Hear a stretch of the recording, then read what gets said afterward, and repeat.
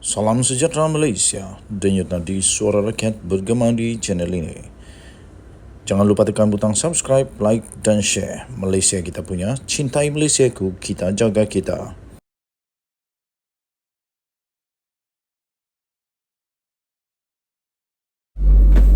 Salam sejahtera Malaysia, denyut nadi suara rakyat bergema di channel ini. Terbaru yang mengejutkan seluruh Malaysia dan ini mesti ditangani dengan baik. Waris Sulu tulis surat amat biadab kepada Peguam Negara, kata Menteri di Jabatan Perdana Menteri Undang-Undang dan Reformasi Institusi, iaitu Azalina. Waris Sultan Sulu ataupun Waris Sulu, Waris Sulu yang menuntut hak ke atas Sabah bertindak biadab apabila menghantar surat kepada Peguam Negara Tan Sri Idrus Harun meminta bayaran pampasan.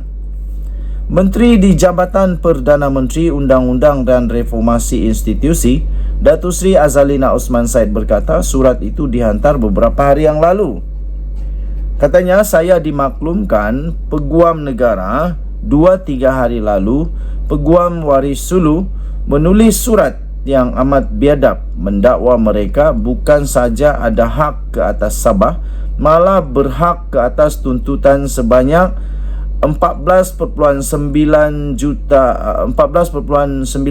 bilion, bukan juta, 14.92 bilion atau kira-kira 68.5 bilion ringgit Malaysia yang kini turut dikenakan faedah 16 bilion US dollar atau 73.46 bilion ringgit Malaysia.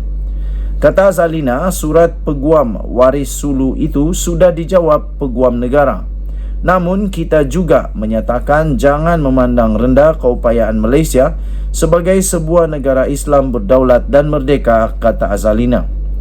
Tambahnya lagi, malah Perdana Menteri Datuk Seri Anwar Ibrahim dan Kabinet telah mengeluarkan arahan supaya kita lawan habis-habisan tuntutan tidak masuk akal Waris Sulu kerana Malaysia negara bebas, merdeka dan bermaruah, katanya pada satu sidang media selepas meninjau pembinaan Mahkamah Pengerang di Bandar Penawar pada hari ini. Azalina berkata Waris Sulu,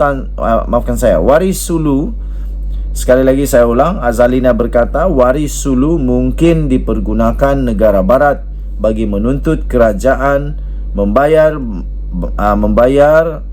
tuntutan tidak masuk akal berikutan menggunakan platform Mahkamah Timbang Tara Komersial berbanding Mahkamah Keadilan Antarabangsa ICJ di Belanda. Katanya, itu sebabnya saya cabar mereka, iaitu Waris Sulu, jika betul nak tuntut hak kononnya ini Sabah, kawasan dan hak mereka, pergilah tuntut di ICJ, kata Azalina. Jadi sebenarnya kata Azalina Osman Said, katanya, jadi sebenarnya saya melihat ini sebagai satu taktik untuk mereka dapat duit daripada Malaysia dengan menggunakan platform undang-undang perniagaan menerusi Mahkamah Timbang Tara Komersial, kata Azalina lagi.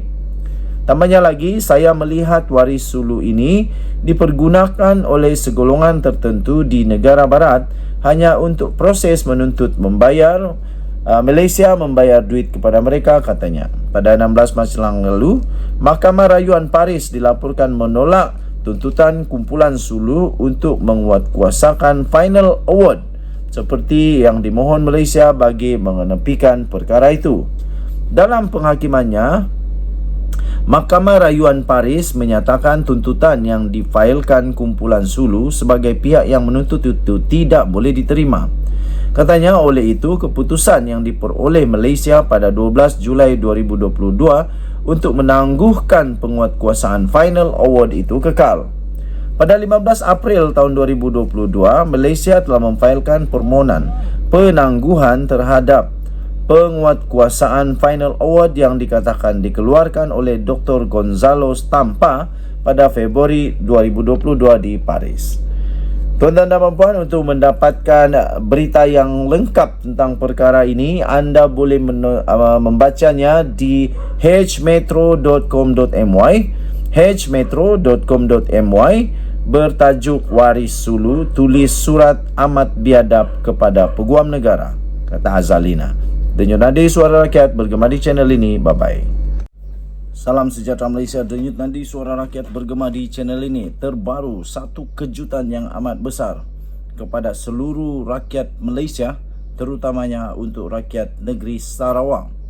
Apa tidaknya, satu perkara yang amat mengejutkan baru saja dilaporkan berlaku kepada Timbalan Menteri Sarawak, dan akhirnya polis telah membuat keputusan, membuat siasatan, membuka kertas siasatan. Terbaru, Timbalan Menteri Sarawak diserang, polis buka kertas siasatan. Polis menyiasat dakwaan yang kononnya terjadi kejadian serangan terhadap Timbalan Menteri Sarawak pada Selasa lepas. Pesuruhjaya Polis Sarawak iaitu Muhammad Azman Ahmad Sapawi berkata, tindakan menteri yang tidak dinamakan itu mendakwa Pesuruhjaya Polis Sarawak Muhammad Azman Ahmad Sapri berkata, timbalan menteri yang tidak dinamakan itu mendakwa diserang berhampiran rumahnya di Tabuan Jaya pada jam 9.06 malam pada 30 Mei lalu. Dalam aduan tersebut, pengadu mendakwa melihat 4 suspek dipercayai warga tempatan dalam satu keadaan yang amat mencurigakan serta menegur mereka. Salah seorang daripada mereka tidak berpuas hati dengan teguran, telah cuba menyerang dan mengasari beliau sehinggalah menyebabkan dan mengakibatkan kecederaan pada bahagian belakang badan, katanya pada satu kenyataan pada hari ini. Kes itu disiasat mengikut Seksyen 323/506 Kanun Kesiksaan, katanya, sambil menggesa orang ramai supaya tidak membuat spekulasi. Muhammad Azman menyeru mereka yang mempunyai maklumat supaya menghubungi pegawai penyiasat Ratna Borhan di talian 019-817-6267. Terdahulu, Sinar Harian melaporkan seorang timbalan menteri mendapatkan rawatan hospital bagi mendapatkan rawatan hospital bagi mengubati kecederaannya sebelum membuat laporan polis. Saya admin The Twin TV ingin mengecam sekeras-kerasnya tindakan daripada pihak-pihak yang begini. Ini sepatutnya tidak berlaku di Malaysia, kerana ini adalah satu jenayah tanpa ada sebab-sebab musabab yang tertentu. Ini adalah jenayah yang patut untuk diberhentikan, kerana serangan kepada orang yang menegur, orang yang baik, itu satu perkara yang amat tidak baik. Kalau ditegur kerana mencurigakan, itu adalah satu perkara yang amat penting. Tapi kalau tiba-tiba pula yang ditegur itu marah dan menyerang, ini satu perkara yang amat pelik.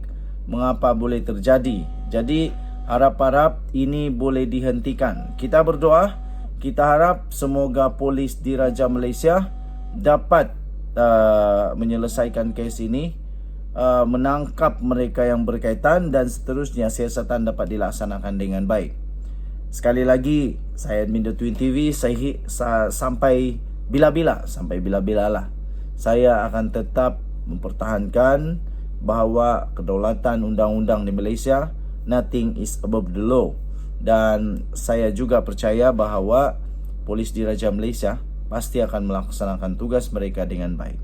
Denyut Nadi Suara Rakyat bergema di channel ini. Jangan lupa untuk tekan butang subscribe, like dan share. Malaysia kita punya, cintai Malaysia ku, kita jaga kita. Kita jumpa lagi, bye-bye.